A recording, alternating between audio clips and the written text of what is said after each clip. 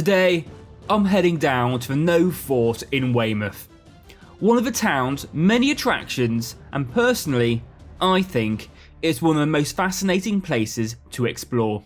The Nothe Fort was built between 1860 and 1862, primarily using local Portland stone. Originally constructed to defend Portland Harbour and the local Royal Navy base from a potential French invasion, the fort later played an even greater role during World War II.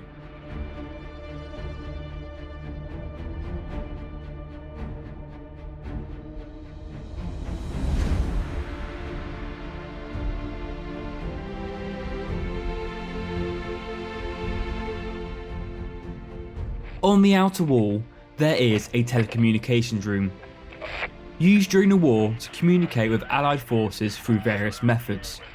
You can even press a button to practice your Morse code.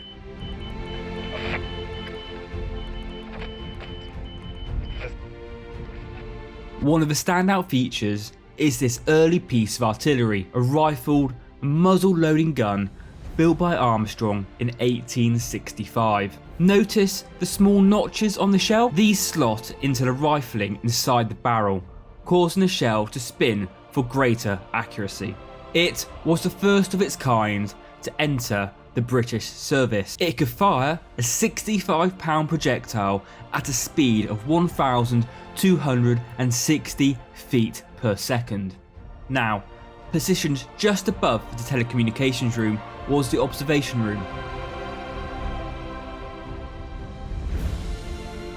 This was used to keep watch over the local area for any incoming threats. There is also a range finding device up here, which you can try out for yourself.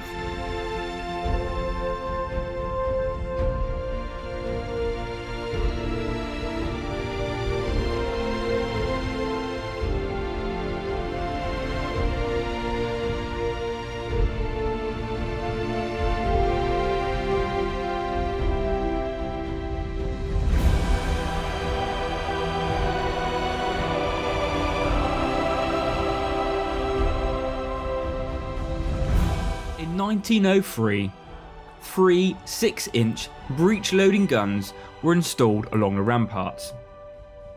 The fort had to be modified significantly to be able to support these. The shells were stored below in the emplacements and hoisted up through hatches next to the guns. These powerful weapons remained in service until 1956. This is the Vickers 3.7-inch anti-aircraft gun, Britain's primary air defence weapon during World War II. It could fire an impressive 20 to 30 rounds per minute, each round weighing up to 13 kilograms to a maximum range of 13.7 kilometres. Around 10,000 of these were built between 1937 and 1945. Next up is the Bofors Gun. This was designed to engage enemy aircraft at low to medium altitude, with an effective range of 5,000 feet. It could fire up to 60 to 90 rounds per minute, depending on how quickly ammo could be supplied.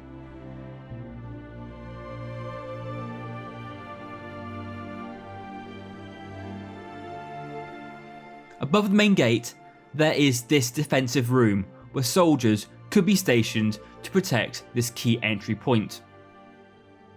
Another nearby position allowed defenders to fire directly at attackers trying to breach the gate from the sides.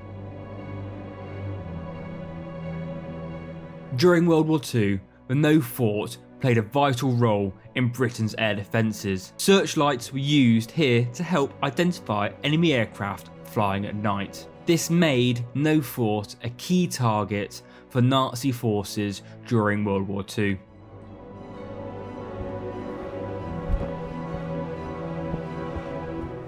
Victorian-era army life wasn't easy, especially when it came to food.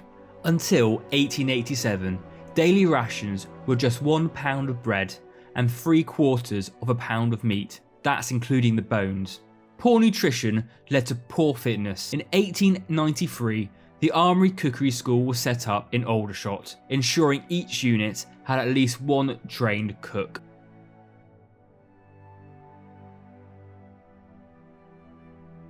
This position here I mentioned briefly earlier when I was talking about the main gate. Soldiers would be able to station themselves here and fire their weapons directly at the enemy infantry who were attacking the main gate.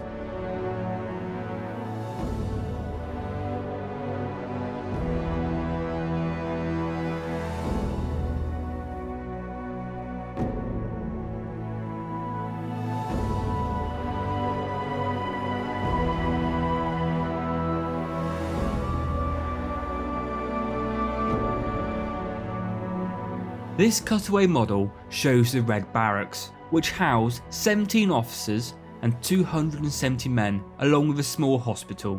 While it was mainly used for infantry regiments, artillery officers and their families from Nothe Fort also stayed here.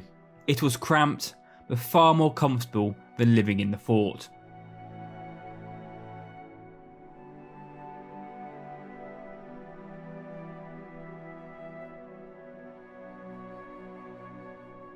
Here is the massive Armstrong 12.5 inch 38 ton rifled muzzle loader. 7 of these were installed in 1892. It could fire an 848 pound shell over 3.5 miles. If you look at the model figures, you'll notice none of them had ear protection. They just used their hands. Their ears must have been ringing after firing that beast. Back in 1890, gunners were paid 1 shilling and 6 pence per day, about £21 per year, which equates to around £2,337 in today's money.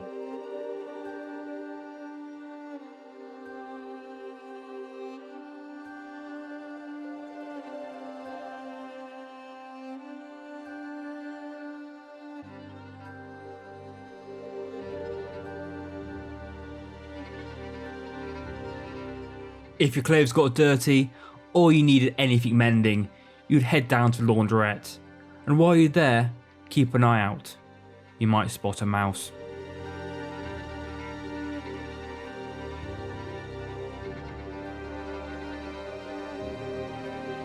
This is the Jubilee Cannon, a 3/5 scale replica of an 1864 6-pounder cannon.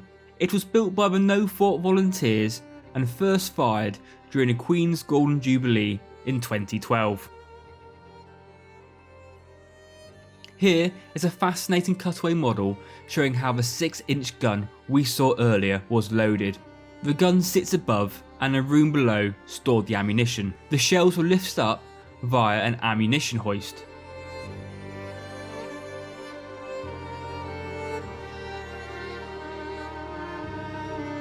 In the same room, you'll find a World War II torpedo on display.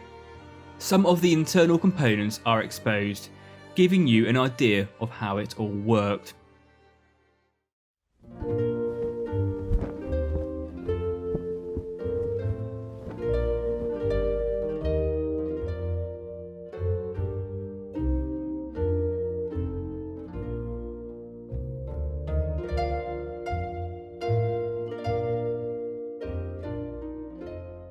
Here we have a World War II sea mine. These were dropped by the RAF and the Royal Navy to defend Britain's coastlines. The mine would float just below the surface, anchored by a chain. Over 240,000 of these were deployed during World War II, disrupting more than 1,500 enemy ships.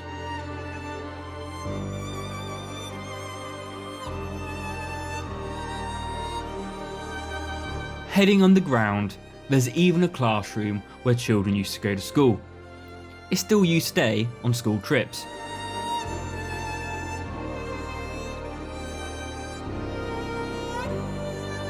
Soldiers also had a place to unwind after a long day, complete with a shop to buy essentials.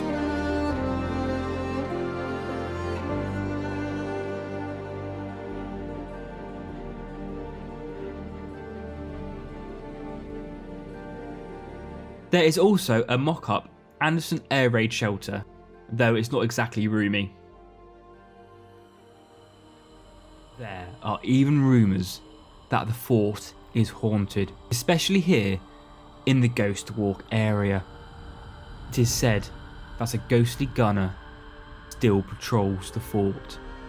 Visitors have claimed to hear his eerie whistle echoing through the corridors. Luckily for me, he seems to be off duty today. Weymouth, Portland and the Nothe Fort played a crucial role in the D-Day preparations. Over 500,000 US military personnel, including support staff, and 144,000 vehicles passed through here. One of the most famous units to depart from Weymouth was the US 1st Division, otherwise known as the Big Red One, who went on to land at Omaha Beach. The invasion of France began just after dawn on June 6, 1944. It was one of the most pivotal moments of World War II. Unfortunately, the landings didn't go as planned. The bombardments that were supposed to happen prior to the landing itself failed to significantly weaken German defences. Rough seas sank many of the amphibious tanks that were supposed to lead the assault. Seasick troops struggled ashore, facing barbed wire and minefields. Despite the chaos, troops pushed forward. Slowly, the German guns fell silent. By the end, 2,400 American soldiers had been killed or injured, with an estimated 1,000 German casualties. Jumping forward to the 1980s and the Cold War era. Part of the fort was converted into a nuclear bunker. Funded by the government, this facility was designed to house up to 39 people. The facility included blast doors, sleeping quarters, air purification systems, emergency power and communication equipment. Those stationed here would have been responsible for coordinating recovery efforts in the aftermath of a nuclear attack. After its military use ended, the fort was closed by the Ministry of Defence in 1956, briefly opened again in the 1980s as a Cold War era bunker. But in the 1980s, a dedicated group of volunteers stepped in to save it. Thanks to their hard work and support from local authorities, the Nothe Fort was refurbished and restored to its former glory. It officially reopened to the public in the early 1990s and has since been run as a museum and heritage site. The restoration efforts helped preserve much of the original structure and made it accessible for future generations to explore and learn about its rich history. That about wraps up my trip to the Nothe Fort. Entry costs £10.50 per adult, which gives you a yearly pass for you to return whenever you want. There's also nearby parking at about £1 per hour. There's also a cafe on site where you can enjoy some fresh food after exploring. You could easily spend a couple of hours here, and if you love your history, it's absolutely worth a visit. Thanks so much for watching. If you enjoyed the video, don't forget to leave a like, drop a comment to let me know what you thought, and subscribe to the channel for more adventures like this. I'll see you in the next one.